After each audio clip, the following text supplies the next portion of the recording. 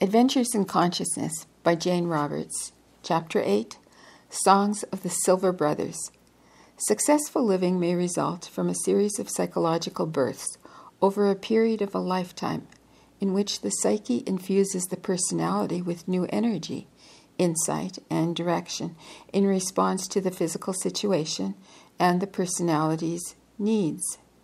In mundane terms, the result might be a sudden burst of health, the development of latent abilities, or the resolution of problems that before seemed insoluble. Dreams, inspirations, and visions of one kind or another are, I believe, an important part of the process. Through them, the unconscious makes its material consciously available. Unfortunately, these experiences have been so structured by our institutions that the individual impetus and meaning often become lost. We're taught to interpret revelations, dreams, and insights according to prescribed dogma, religious, scientific, or psychological, but we're not encouraged to encounter such material directly. It's at least possible that schizophrenia is a condition resulting when an individual is in the middle of such psychological birth, but unable to interpret his or her experiences within current frameworks. What we might need is a psychological midwife, someone to help us decode visions or revelations and then apply them to our daily lives. My own experience leads me to such considerations, for there is no doubt that my own life has involved a series of revelations, each like a new birth emerging outward from an inner order of events, so that my exterior life was enriched and renewed. The other universe experience, other universe in quotes, the other universe experience mentioned earlier certainly stated its case symbolically. Even the long chute through which I traveled could be interpreted as a journey through the womb, although I had made no such a connection at the time, and I don't believe that experience to be just symbolic. In that other universe, again in quotes, in that other universe, I found myself learning to walk as a young child, and several weeks later I was learning to talk a new language. The language came from within, and not from the outside world. In fact, I had to learn to translate it. In my case, this trance language, or language of the unconscious, resulted in a new burst of creative activity. All of this involved highly specific modes of communication and objectification. My unconscious was given a clear voice. The birth of new material was relatively unimpeded, and my ego was replenished as a result. The Sumari language also represented a method of emotional expression. It is free of verbal stereotypes and hits home often because of its emotional power. Like music, lies in its sounds and rhythms. It's almost as if I were born into a different civilization of myself, found a new self-land, self-land. But how many people are tormented instead of delighted by the same kind of experiences, unable to appreciate their meaning or creativity because of the religious or psychological implications that they might be given? A man thinks he's speaking for Christ, for example, or receives automatic writing from a being on another planet. In the recognized true or false world, such experiences just don't fit. No one helps such a person work with his or her unconscious materials. What does Christ mean to such a man? And what is the message? Is the automatic writing a method of bringing valuable insights from another planet of the psyche? What creative and unique transformations of self are trying to be born that only need interpretations, in other terms? The point is that such experiences are real. But as I hope to make clear later, their reality exists in a different order of events that must be correlated to normal living if their true creativity is to be utilized. I'm not saying that such events are only imaginatively valid either. I'm implying that their reality may be the fountainhead for the recognized world of experience. What are the metaphysics of the unconscious? More, what is the unconscious? For certainly, I don't accept the psychologists' or the priests' definitions or interpretations. For my own answers, at least, I look to my own experience. Though my symbolism may differ from any other individual's, I'm convinced that the journey into the psyche, the new birth from within it, and its emergence into our world will generally follow the same kind of path. As it does, it expands normal consciousness. In a matter of weeks, for example, Sumari gave me an entirely different kind of poetry. For about 3 years, I'd been working on nonfiction, and my poetry had suffered. I seemed to have reached a plateau. As I sat watching the oak tree, I could feel my awareness expand into the ever-widening and deepening levels. In that state one day, Sumari words suddenly came into my head in a different way. I knew in quotes, that these were Sumari verses, ancient poetry, that carried truths long forgotten by our race. 2 levels of consciousness were involved, one in which I picked up the Sumari, and the other in which the translations came. As a rule, I couldn't get the English translation without the Sumari, even though I tried. In poetry, the Sumari songs are sung or written, In poetry, the Sumari songs, sung or written, delineate the metaphysics of the inner self. And that metaphysics is, I believe, truer to reality than the exterior dogmas and sciences that we accept as truth. Some of the songs were published in my novel Over Soul 7. Here I'm including some previously unpublished ones with the original Sumari. The Sumari words themselves are actually translations of Sumari signs, but these rarely concern me. The written words certainly look like a combination of bastard French and Latin, Romance languages, of course, yet as carriers of unconscious knowledge and creative expression, they could hardly be more apt. I'll have a little more to say about the language later, and I still have to study it thoroughly myself, but here is how it translates into poetry. So, now Janeroberts has some poems, and on the left side of the page, they're written out in Sumari. Now, I'm not going to try to read them in Sumari. And then on the right side of the page, they're written in English. I will attempt to read them in English. Okay, the first one is called Thought-Bird Song, Thought-Bird Song. The birds outside my window, are your thoughts sent to me? They come flying, fledglings. I feed them breadcrumbs, so they do not go hungry. Then they perch on the tree branch, with beaks open, singing. We come from the nest of yesterday and tomorrow. God bless our journey. We have flown from the inside to the outside. World of your knowledge. The cage door is wide open. We burst out singing. We fill all the treetops. Splendid and glowing, tiny as tree bells, we dance on the tree branches, night and day, always. Listen to us. Feed us. We are your thoughts winging out of the nest of the birth cage. Into summer and winter, we perch on the branches of the minutes and seconds. Our song is your heartbeat. We move with your pulses.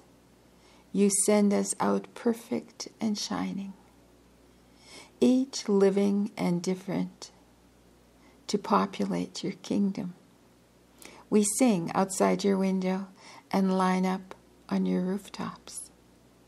Separate and knowing, we peer through the branches, surveying the inner land of enchantment, the skyless and timeless world of your birth.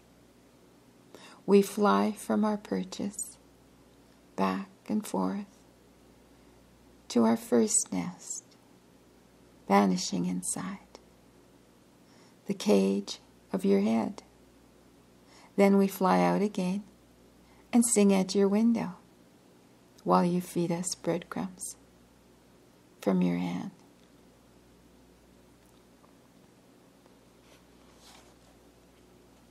You might have noticed how much longer the third verse of Thought Bird's song is than the original Sumari. I don't know how such a long stanza came out of a shorter one, but I do know that the Sumari did contain the extra meanings, extra in quotes. Each verse is actually like a Rosetta Stone, because each Sumari stanza has meanings on various levels. Several layers of meaning are nested, one within another, so that actually the same Sumari words would have to be translated 2 or 3 times to get one full in quotes, song or poem.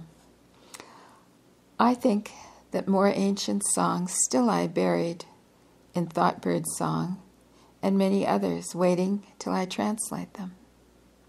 As it is, I have to be in a very particular state of consciousness to get these verses. Acutely focused, a part of me very passive and receptive, while another part listens intensely to messages that seem to come beneath sound, from rhythm and inaudible sound patterns. As mentioned, sometimes these come too fast or too slow for me to follow, but they usually emerge into the verses in a certain poised fashion. Often, I may have the radio on, turned way down low, playing rock music. I think that unconsciously, I use the music as a signal from the usual level of consciousness and work my way down to many layers beneath it. Someday, I hope to do a whole book of Sumari poetry and other material and study the realms of Sumari words and diagrams, as I already have. Certain things are already clear. Words or names change according to their relationships. The word for, say, pear tree is different according to the aspects of the tree being considered, its relationships as a word in the sentence and as an object in space. In Sumari, object words, nouns, often disappear into verbs. And here's another Sumari poem, and it's called Song of the Pear Tree. The pear tree grows from the sweet pits of your feeling, sunken in the secret ground of your being. It grows in the silence of atom and evening. It grows in the knowledge of your unknowing and blossoms in the clear air of earth morning. The pear tree stands dazzling and glowing, the fruit of your love made living, a gift to the seasons from the orchard of feeling. The atom's love multiplied. Each leaf sings your praises. The air is your breath, through which each leaf dances as your love climbs the steps of your spine and blossoms in symbols and images. So your love flows invisible outside the window and rushes up hollow paths of air. Your love charms the trees into growing and carves living plants out of unknowing, the pear tree, and all trees grow from the trance of your love. Song of the Pear Tree in its own way is saying the same thing about the nature of reality that the Seth Material does, but it comes in at a completely different angle and views our usual environment from the approach of still another level of awareness. Even as I am typing this manuscript, some of the deeper meanings of the poem have come to me. Tulle à fromage, that's quote in quotes, is translated as the pear tree grows, for example. Here, tulle, T-U-L, means pear tree specifically, but also as a member of the class, as a member of its class, and refers to other fruit-bearing trees as well. The word has to be considered along with its relationship with fromage, F-R-U-M-A-G-E, which literally means harvesting earth self. In the first line of the second verse, Le lo terum, L-E-L-O-T-E-R-U-M-E,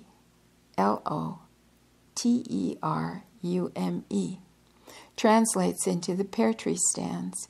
Here, the literal meaning is earth grows itself into a tree and becomes standing earth with pear faces.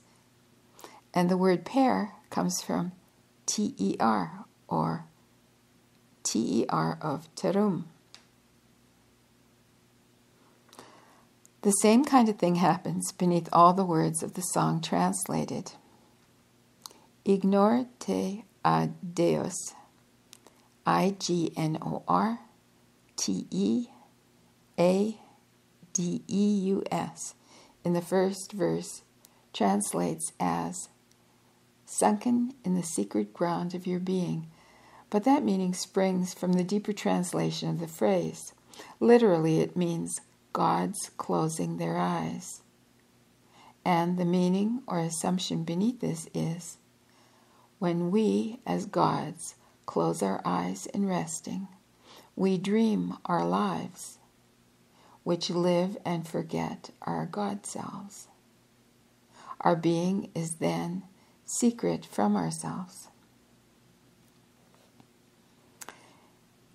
In the following Song of the Silver Brothers, I came closest to one of the ancient songs. I think even though this one began in a normal state of consciousness, I started it as a poem to Rob. But by the time I finished the first verse, I lapsed into Sumari. From then on, I got a Sumari verse, and then its translation, and then another Sumari verse, and so forth. Yet in the middle of the poem, 2 verses of translation came without the Sumari. So far, this is the only time that has happened. As I read the poem now, I know it is a rich source of inner meaning. Each word, as given, opens up.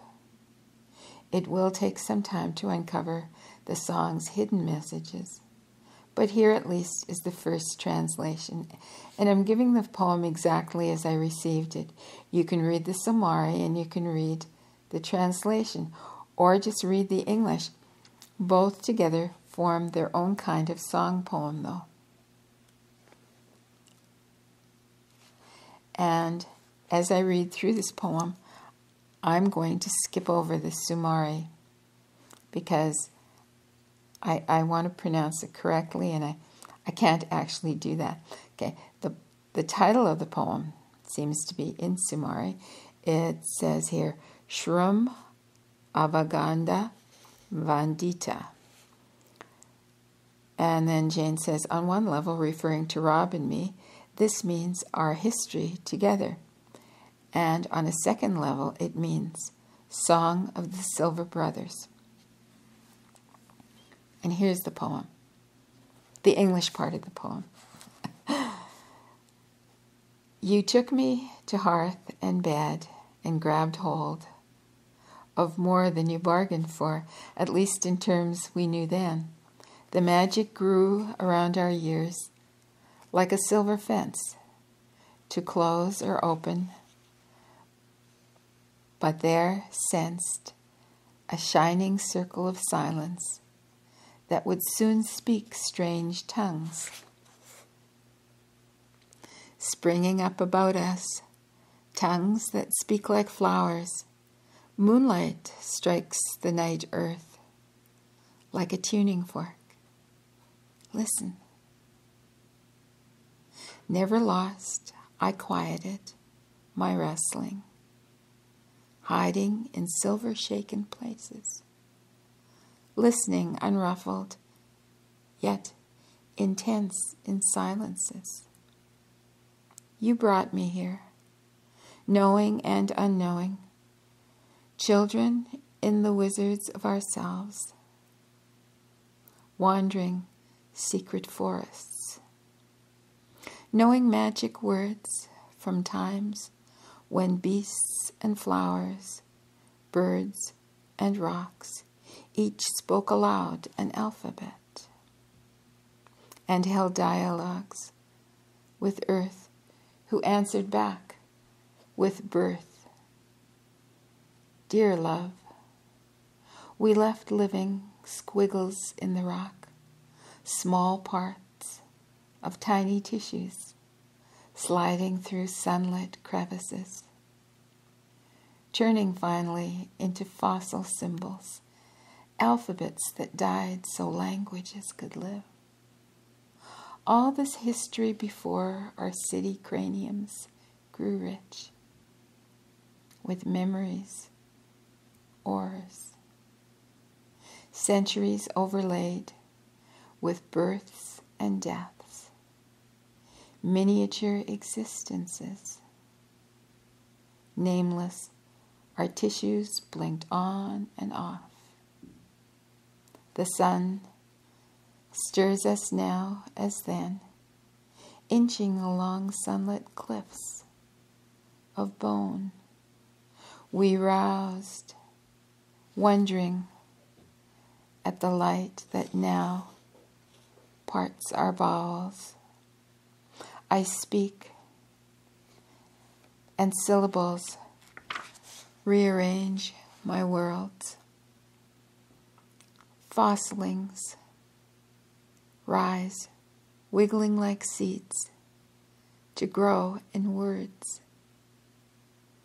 Unseen creatures that we were, silver brothers, speak, climbing up the cliffs between the skull's bright flowers. I sense a self in which I too move and am embedded, creeping through a history as yet unspoken, yet with you still beside me. And we are silver brothers. I think that the Sumari songs tell of the birth of the psyche as seen or experienced at various levels of awareness, some cellular, but each further away from the normal states of consciousness. More and more I'm convinced that the soul or psyche, going into itself, finds the source of itself, uncovers its meanings, and translates these into art forms, religious, scientific frameworks from which the self makes its own life, or in exceptional cases, from which whole civilizations are formed.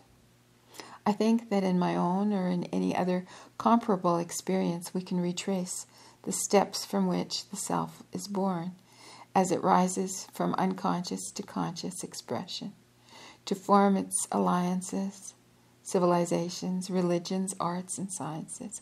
I believe that this applies to each individual's development and reflects the species' experiences as well. In historic terms, we choose which set of metaphysics we want to follow, and certainly other very valid and perhaps superior roads could have been taken than our present Western Christian one.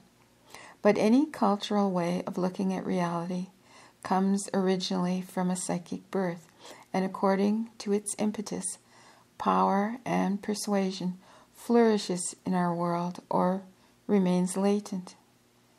I believe that when the exterior conceptual framework no longer reflects the inner psychic realizations and knowledge, it will be thrown off. Man returns to his visions and revelations, knowing instinctively that only the psyche's rich creativity can bring about new insights that will, in their time, coalesce into more meaningful organization. The living psyche is alive. It must throw off old, outworn garments and make new ones. Old gods don't die. They just fade away and others take their place. But the gods are also mirrors of the psyche. Only what is the psyche and how vast it is, private and mass experience, knowledge, and comprehension. Let me read that last sentence again. Only what is the psyche and how vast is its private and mass experience, knowledge, and comprehension. The answers lie within the psyche itself and in our experiences with it. Belief systems are reflections of the psyche's knowledge, translated into cultural organization. Any such systems will seem self-evident to the civilization that holds them. Briefly, I suspect that I turned aside from generally accepted systems of knowledge when I couldn't explain my private experience. In other terms, societies do the same thing. I think that the Seth Material and Sumari are also corrective, for example, in that they try to change trends now held as current beliefs. Both in stereo represent elements of my psyche and rise from it. Seth, the teacher of great presence, intellectually freer than I am, brilliantly expounding theories that I needed as an individual and that are equally needed by the society of which I am a part, and Sumari with the feminine qualities as we think of them, bringing to the forefront the ancient priestess allegories. Seth is practical. He constantly applies revelationary material to daily life and uses it to illuminate and reorganize normal living patterns. As you'll see later, I believe that much more is involved, but here I'm merely talking about the unconscious psyche and its powers of transformation and creativity. Sumari metaphysics appear in the poetry and songs, then in the guise of old manuscripts translated into modern terms. Beyond that, a system of higher mathematics is in the making, or rather, I'm in the process of receiving it. This material, incidentally, came to Rob in Sumari, but he couldn't translate it. Other elements are still developing. As mentioned, sometimes I'll hear sounds too fast or slow to translate. My nervous system seems to be making certain adjustments, and these experiences are exhilarating and frustrating at the same time. Either it feels like I'm trying to pick up a dialogue spoken at an incredible rate of speed, or at a rate so slow that it would take a century for a sentence to end. I've tried to translate such material, sometimes in Seth's sessions, with varying degrees of success. All these developments appeared nearly full-blown within a month. I began speaking Sumari in my sleep. So did some of my students. Sometimes I'd feel the Sumari level of consciousness early in the day, tune into it, receive, and translate 3 or 4 songs. There were many Sumari dramas in class, with 2 voices predominant, the lilting female one and the much deeper male-sounding one. I'm writing about the beginning of Sumari with the benefit of hindsight. At the time, I was wondering about the purpose of the language and the implications of the phenomenon itself. We had several Seth sessions on the subject, asking one level of consciousness what was happening at another level. Consciously, I was more than pleased with the increase in creativity, and as always took this enrichment of normal life to mean that the inner events were beneficial. And Seth began to organize and explain Sumari. I trusted Seth, so I also trusted his interpretation. So I also trusted his interpretation. In one session, the 599th session, on December 8, 1971, he compared the Sumari language to a bridge. And in that session, he said, "In your work with me, various kinds of teaching methods will be provided. Steps and bridges will be used. It is senseless to ask whether or not a bridge is true. It exists. It gets you somewhere. A bridge is a valid reality, regardless of its architecture or its type of symbols that may be written upon it, or its color, or the material from which it is made. The Sumari language is a bridge, and valid in those terms. It will lead you into the use of inner senses, away from the confining nature of pet phrases and familiar language that is already loaded with its own connotations. The Sumari language is a bridge, then in those terms, a method of communication. It's the beginning of a logically unstructured vehicle that will carry you, hopefully, into the inner heart of perception. I hope that eventually it will allow you to experience more fully the inner cognizance that is beneath physical perception and physical translation. A bridge serves both coming and going and carries goods in both directions. The Sumari language in those terms will be used as a method of carrying you further into the nature of inner cognizance, and then allowing you to return again, retranslating what you have learned, but not automatically into stereotyped verbal patterns. The language will effectively block the automatic translation of inner experience into stereotypes, therefore. Seth went on to give some evocative material of the nature of alphabets in general and the birth of languages. I'll be studying that material when I try to decipher all the Sumari that is accumulating, both tapes and manuscripts. Rather characteristically, Seth then added, Sumari will be used as a method of expanding your concepts, not of teaching you to translate experience into yet another but different stereotypes form that happens to be more exclusive. In the next 600th session, he spoke about the sounds of Sumari as being important, apart from the meanings given to any particular words.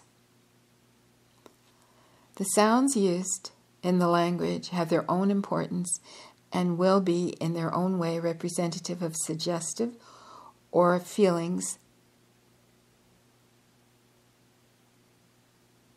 No. Let me start that again.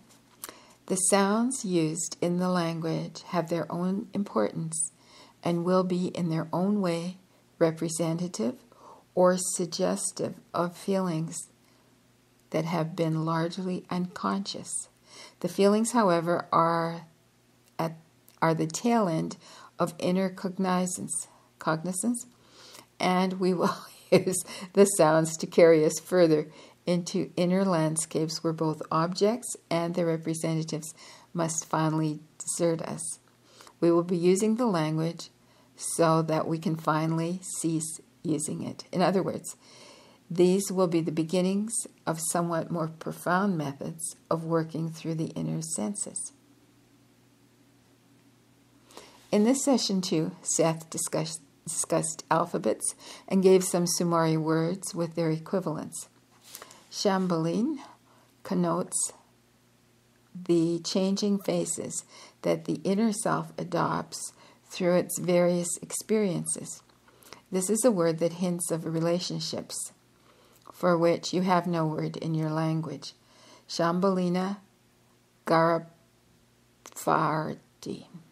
then becomes the changing faces of the soul smile and laugh at each other. All that is in the one phrase. Okay, I'm going to spell that phrase. Shambalina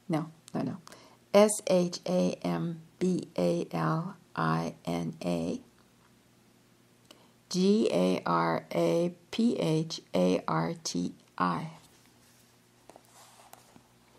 Returning to the sound value, Seth said again, that there was a structure to the Sumari language, but it wasn't the kind that we're used to. Some of its effectiveness has to do with the synchronization of its rhythms with the body rhythms. The sounds themselves activate portions of the brain not usually used in any conscious manner. It is a disciplined language that is spontaneous, that spontaneity has a far greater order. No. It is a disciplined language in that spontaneity has a far greater order than any order you recognize. Seth had used the Sumari word Cordella, Cordella, frequently as a kind of master alphabet. Here he elaborated. This is a lengthy quote from Seth. Cordellas are invisible symbols that surface.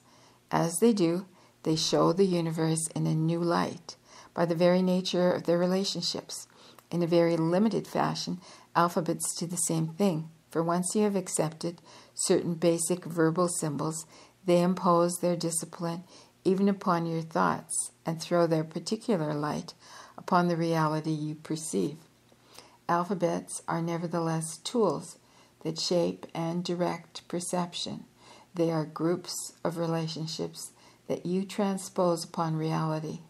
To this extent, they shape your conceptions of the world that you know it, as you know it. No. To this extent, they shape your conceptions of the world that you know. Their discipline and rigidity is considerable. Once you think of a tree as a tree, it takes great effort before you can see it freshly again as a living individual entity. Cordellas do not have the same rigidity. Inner invisible relationships are allowed to rise with the acknowledged, recognized reality viewed through the lenses of these emerging relationships. Seth went considerably further here, saying that there were cordellas of the senses. It's as if you had alphabets that worked for the senses, for touch and smell. Meanings are allowed to rise and fall, where using your established ideas of language, meanings are rigidly attached to given experiences, so that perception must be held within well-defined limits. Excuse me. At the time, we didn't quite understand Seth's reference to cordellas and the senses, though later you'll see we did make some important correlations. But was Sumari a language? And if so, in what terms? In your terms, said Seth. The Sumari language is not a language since it is not spoken verbally by any group of people in your history. In quite different terms, it is a language. That is, it is the base of all languages, from which all languages spring. And here again, there's a long quote from Seth. In your terms, alphabets do not change, or you would consider them to be relatively useless. Cordellas do change. Alphabets are the physical effect. No, alphabets are the physical aspect of cordellas. One small aspect of a cordella is seized upon and frozen, so to speak. Its ordinary motion and the rhythm of its changes therefore become unrecognized. The living vitality of the cordella rises out of the universe's need to express and understand itself, to form in ever-changing patterns and take itself by surprise. Patterned language allows for no such surprises.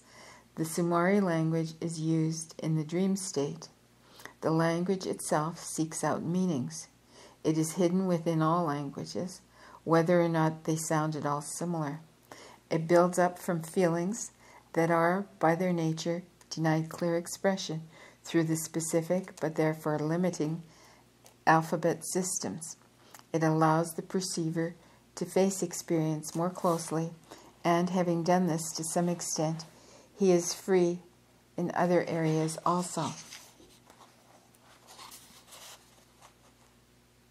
The last paragraph in that session really hit home to me, though, and helped me understand what Seth meant by the cordella and its application to the Sumari language. And here's what he said.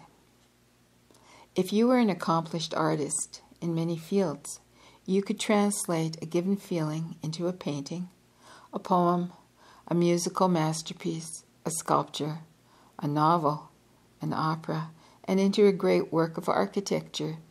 You would be able to perceive and feel the experience with greater dimension, for your expression would not be limited to translating it automatically without choice into one specific area.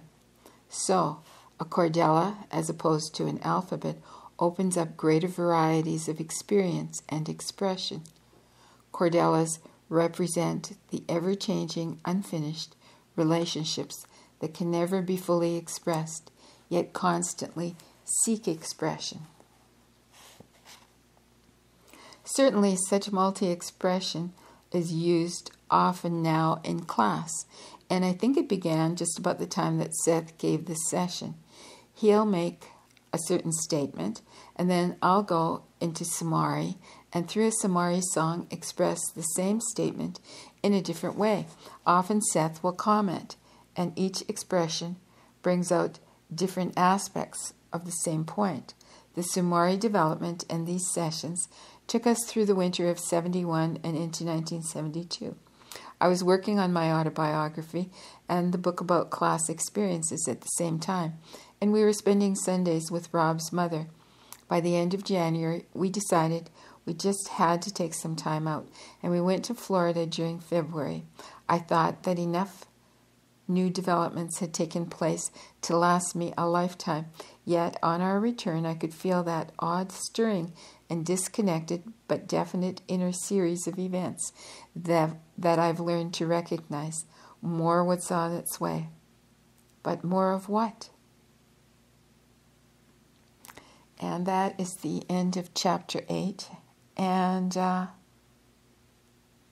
hope I did an okay job on that poetry and some of the Sumari words. Anyhow, I think we're done with Sumari for a while, I think. Anyhow, Chapter 9 is going to be called Oversoul 7 and the Birth of Aspects. So I hope you're enjoying this. I think it's fascinating, and till soon.